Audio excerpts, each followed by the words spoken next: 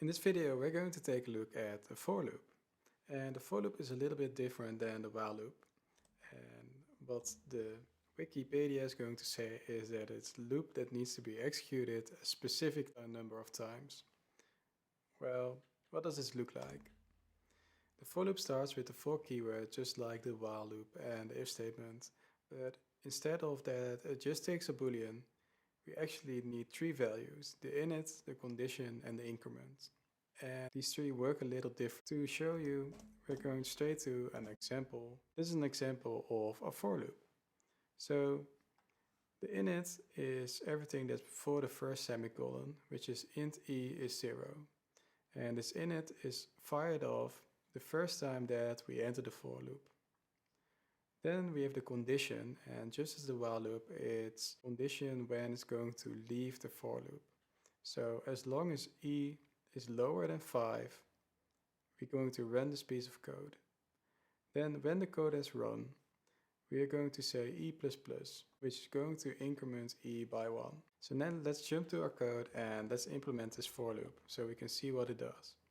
So we're going to delete this code and we're going to say for, we're going to define the init, which is going to be int e is 0.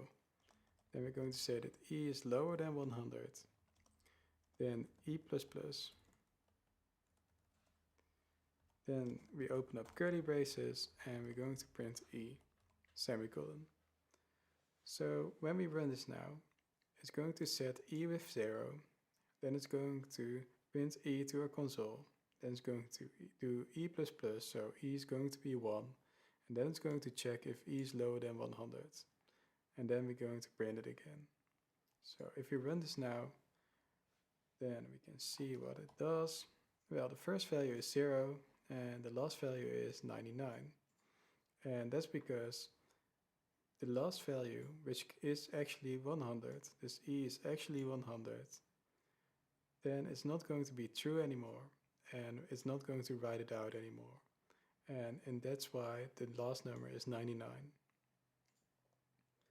What do you think happens when we print this e out after the for loop? Well, the problem is that we can't do that. And this is because of scopes. And as you can see, when I try to do this, it's going to say undefined name e. And we're going to take a look at this problem in the next video.